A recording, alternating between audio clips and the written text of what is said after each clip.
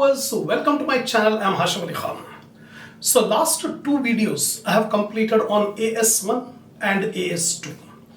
In unit number 2, that is first video on accounting standard 1 disclosure of accounting policies, and AS2 valuation of inventories. These two videos already I have completed. So if you have not watched those videos, I suggest you go to the playlist of my channel, select the subject accounting standards, watch the two videos in unit 2. Then in this video, I'm going to explain you the third accounting standard, accounting standard 3. The title is cash flow statement. So how to make the cash flow statement? What is the importance of cash flow statement? Now it has become a part of the financial statements. So traditionally financial statements are income statement and statement of financial position, that commonly in India we call it as profit and loss statement and balance sheet. So apart from these two, the most commonly used, frequently used financial statement is cash flow statement. It is a statement which shows the inflows and outflows of cash during a period. So in this video, I'm going to explain you all the details regarding AS3. So before starting the video, take the screenshot of the points which I have written on the board. Then I'll explain in detail AS3.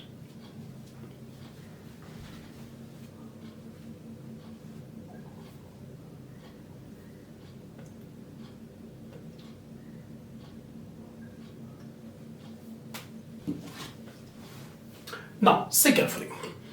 Accounting standard 3, cash flow statement, purpose. Why this cash flow statement standard has been made?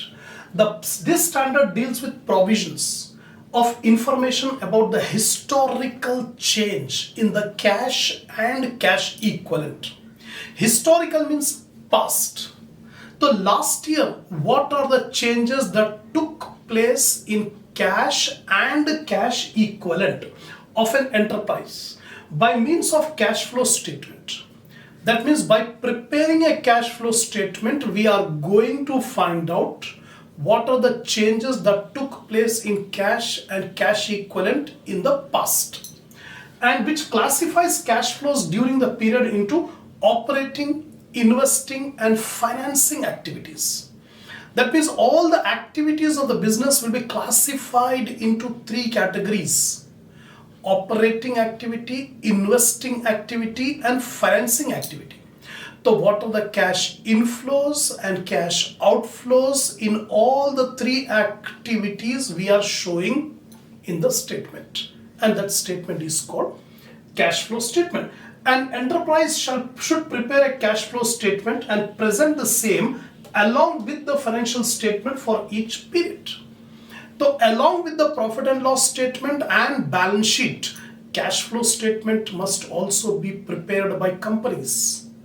So simply, a cash flow statement is a statement which is prepared to show the changes in cash and cash equivalent in past by preparing a statement.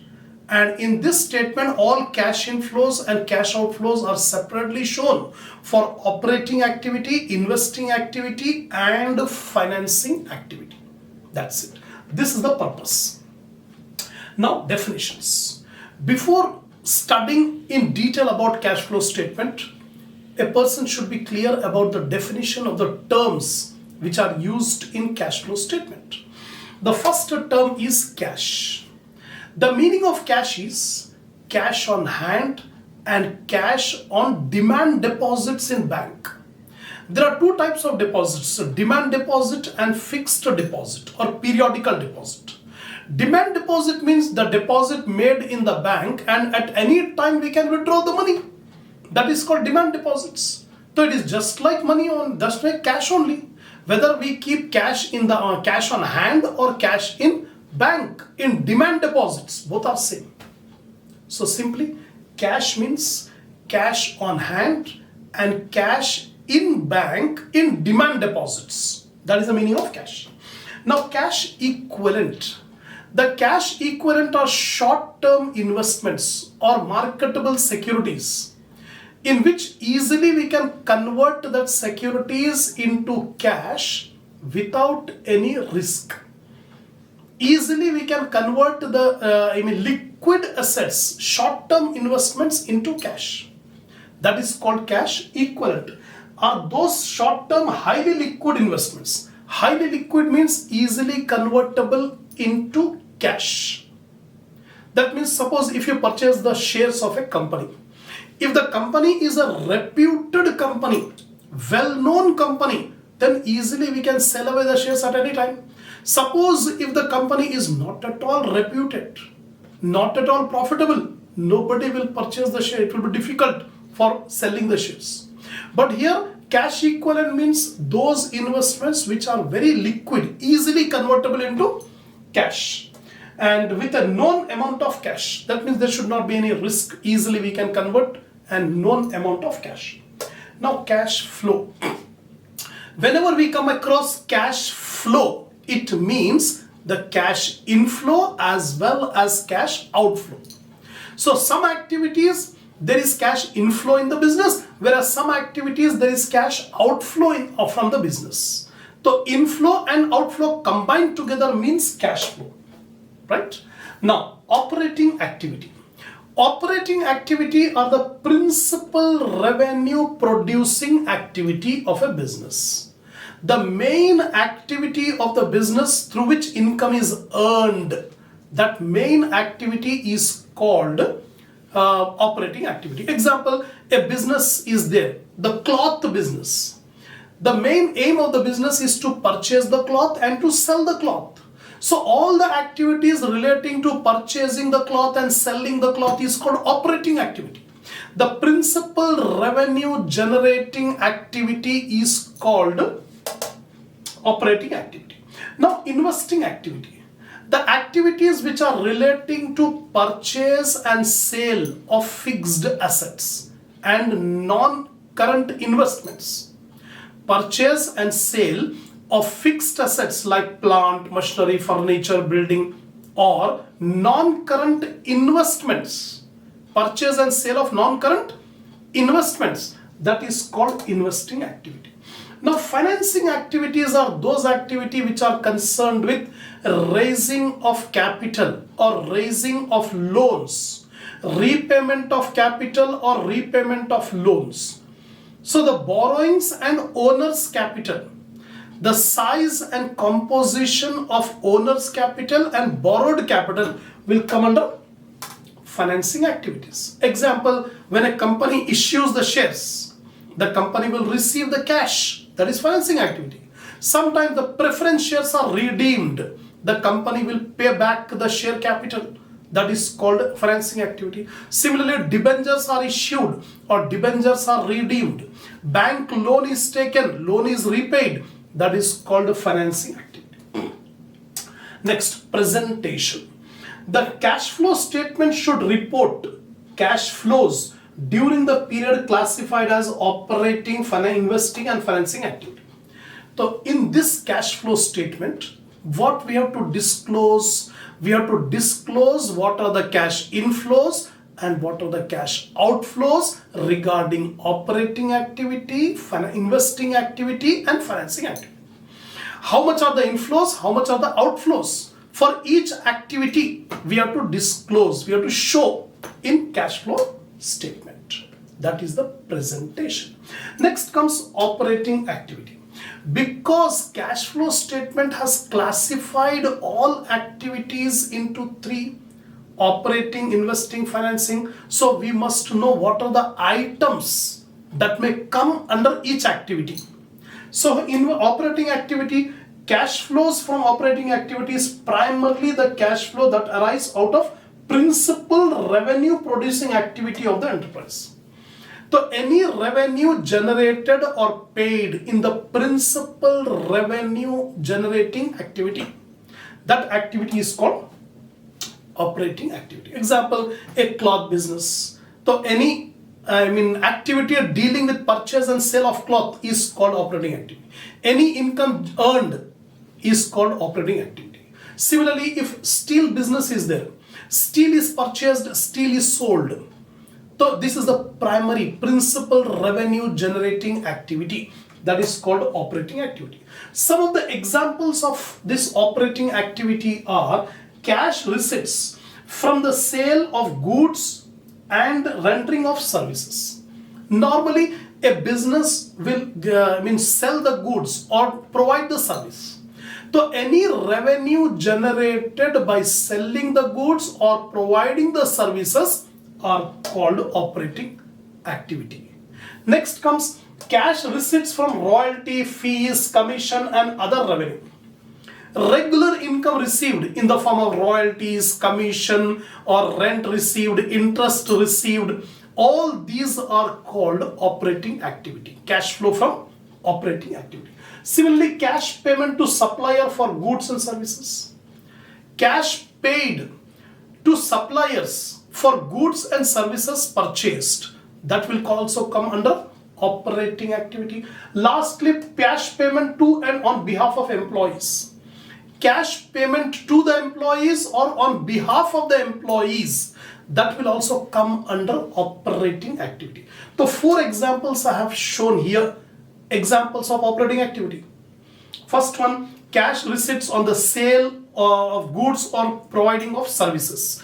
Then cash receipts from other activities like rent received, commission received, royalty received, interest received, payments made to suppliers for goods purchased, similarly payments to on behalf of employees. All these are operating activity examples. Now we'll come to the next, investing activity. The activity relating to the acquisition and disposal of fixed assets.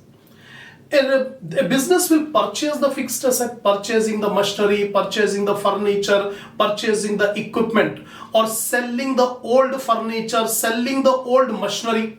This is called disposal. Similarly, purchasing of non-current investments, long-term investments, or selling the long-term investments, that will come under investing activity. Examples of investing activity: cash payment to acquire fixed assets. Acquire means purchase. Similarly, cash receipts from the disposal of fixed assets. Some fixed assets are sold away. Cash received, that is investing activity. Then cash payment to acquire shares or debt instruments of other enterprise and interest on joint venture.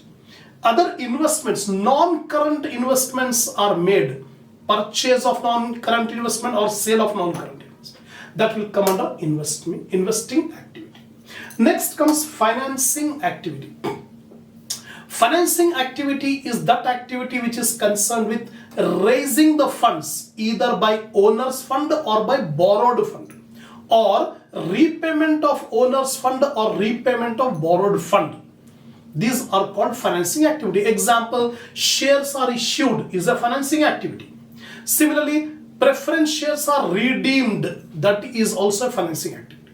Debentures issued or debentures redeemed, that is a financing activity. Bank loan taken, bank loan repaid, that is a financing activity. So here, cash proceeds from issuing shares or other similar instrument. Cash proceed from issuing debentures, loans, bonds and other short-term or long-term borrowings. Cash repayment of amounts borrowed. These are the examples of financing activity. Because cash flow statement requires that all cash flows relating to operating, investing and financing activities should be clearly disclosed in the financial statements.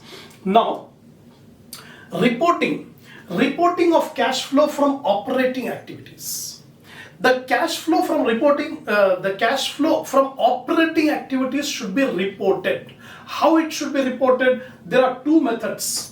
There are 2 methods of reporting the cash flow from operating activities. The first method is direct method, second indirect method. In direct method, what we'll do, we'll take the gross receipts from operating activity and minus gross payments of operating activity. So we separately calculate what are the gross receipts and what are the gross payments. The receipts minus payments will get the net cash flow from operating activity. So direct method. Indirect method will take the profit and loss account. The profit and loss account or statement will show the net income. Take that net income and adjust the non-cash items that are taken in the income statement.